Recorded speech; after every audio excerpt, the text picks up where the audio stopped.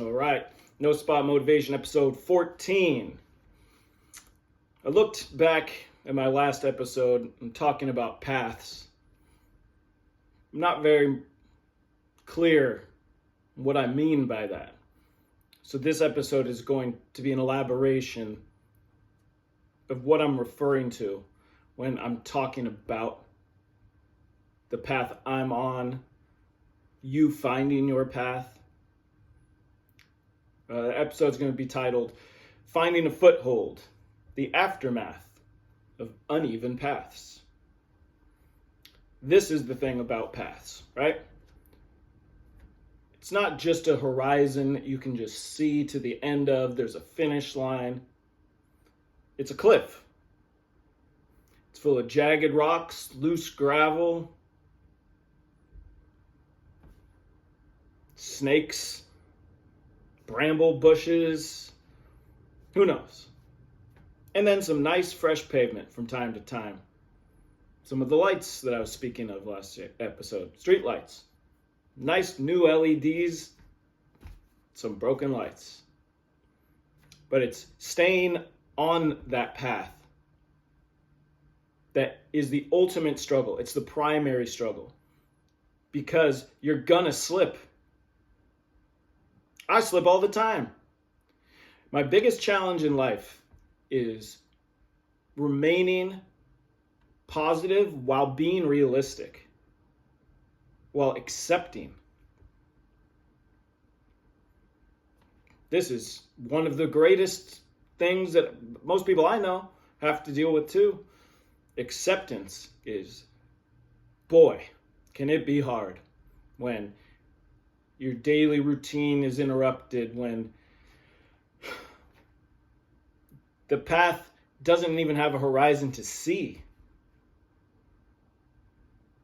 And the analogy that made me think of this, a way to clarify this concept of a path, is leading up to my adult life, leaving high school and going to college. I had a serious relationship in high school, and I, at the time, was planning on hanging back, and she was a year younger, so we were going to leave for college later. Well, what a shock. Like most high school relationships, kaput. That didn't work out. So what ends up happening is a place I'd been looking at was in Colorado. It's sort of like a cliff, right? At the time, I couldn't stand California. I just wanted to be away, and I made an extreme leap to a town that was in Durango, Colorado, a school called Fort Lewis College. The next town is Farmington, New Mexico. It's 50 miles away. A little different than the Bay Area. A small civilization within none. But that decision itself is almost like a cliff, almost like this path that's uneven, that you have to find your foothold in. And even if you slip a bit, don't be scared about it. You're going to find something to grab. So I take this leap, move 4 states west, a whole time zone, to Colorado. And there I meet my roommate, who I consider family. We crammed 10 years of getting to know someone into 8 months. It was like my long lost brother. And something we did with a couple of his friends was literally went cliff jumping. We went to New Mexico. My roommate Mike, buddy Dave, buddy James. 4 of us. And there was a place that Dave was aware of because his brother had already been going to that school and was familiar with the area. And it was like this tiered row of cliffs, kind of 40 feet, 50 feet, 80 feet, and a big lake. So, some white people shit right there. Keep your shoes on, you put your shorts, and you huck yourself off that ledge. It is a baffling sensation. And James did it first. We're both looking, every one of us walks over and looks over the edge of this cliff, right? Not unlike life. What about taking a chance is not akin to looking over the edge of a cliff? And we're looking, we're like, throw a rock, make sure the water's deep. And then James just goes, fuck it, and charges this thing and takes off, pops up. He's cool, climbs back up. Now, I don't remember the order from there, but I end up doing it. And this sensation of going, live right now, live right now. I have a reason to believe it's going to be okay. I've stood enough caution to see an example take place that it's fine. Here we go.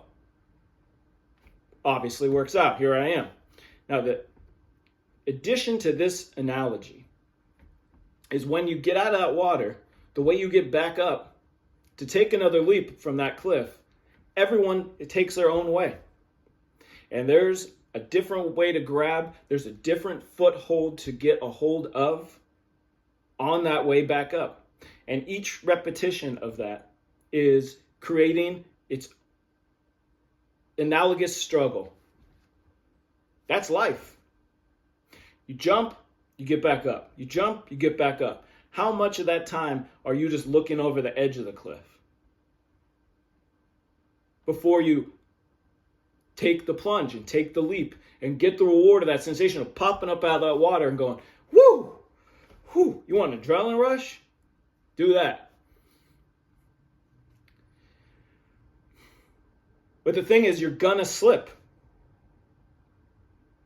This is struggle. The slip on those paths, looking over that edge and trying to talk your way out of something that's in your gut, in your primary nervous system telling you this is where you should go, is how you stay on that path and how you find where the lights are working. How are you going to get back up this time? What I learned from that experience is that eventually you find that way that's easier to get back. So when you're resetting, you can take that leap with more confidence. Or even go up to the next cliff. It's got to come around the same way. There's another chance. There's another option. There's an opportunity that you're seizing. Right? And it's not easy to do, but this concept, I never really put it in this perspective. Leaving California is its own looking over the cliff. Fuck it, go. Just went. Drove across damn near halfway across the country with my dad for 3 days, made 3 little stops.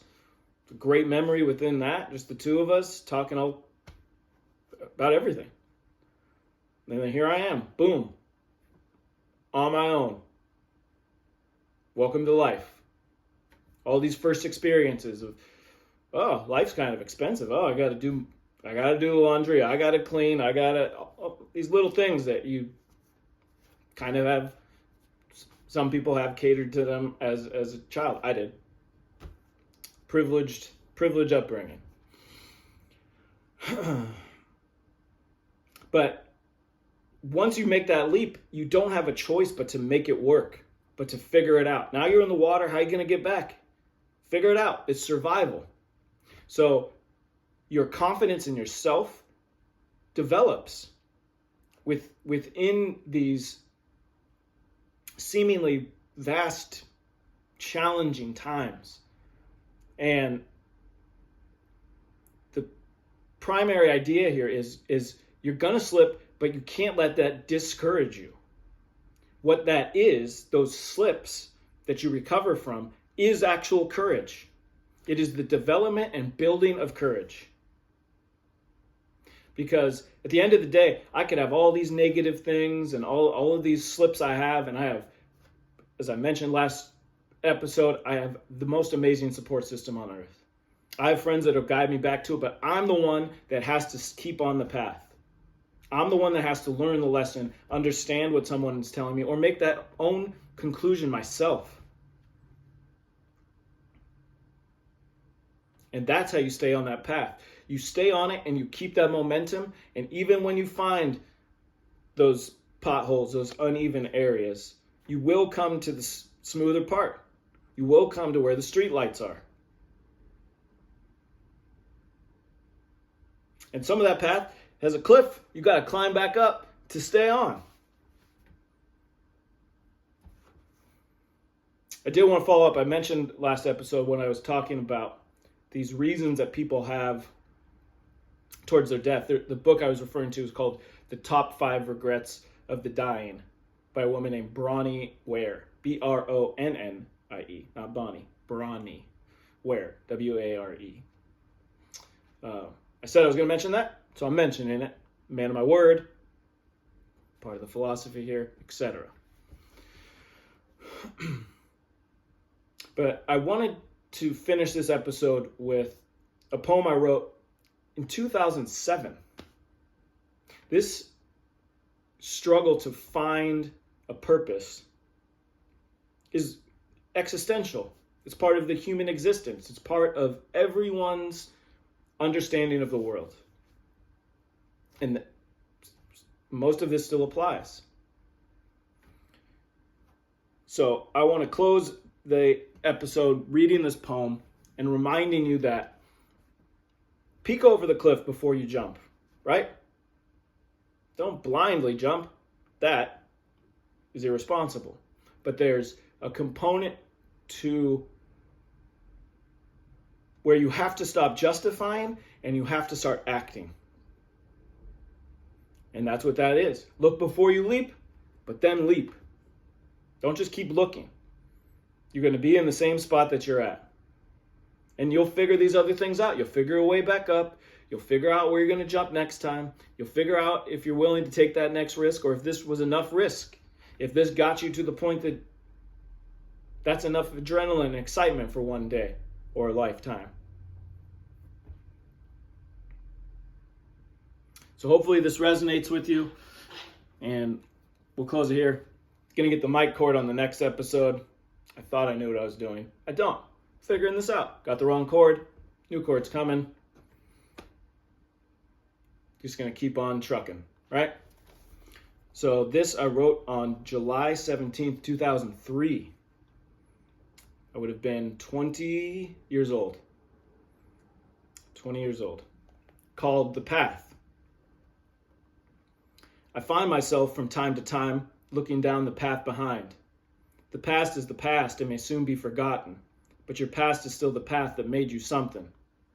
To forget these things seems incorrect, so I find it's easier to approach and observe with respect. The two things you think with are your head and your heart. Thinking this way, after all, gave you your start. But what about the path I have yet to lay? Will there be somebody with me every day? This is where it begins to differ. You know the past, but not the future. I find this is why I find my mind looking down the path behind. I can't go back, the stones don't hold. I hesitate moving forward because of what I'm told. I'm not sure if I will progress or regress, dress or undress, clean this shit up or just leave the mess. I got the mop and I got the broom. So I guess then I'll just find out soon. As far as the rest goes, the past behind, I'll just remember that. That'll be fine. Have a good night.